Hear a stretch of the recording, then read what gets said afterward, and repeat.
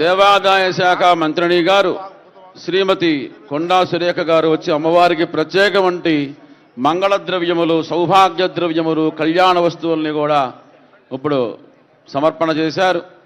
గణపతి పూజ చివరికి వచ్చింది.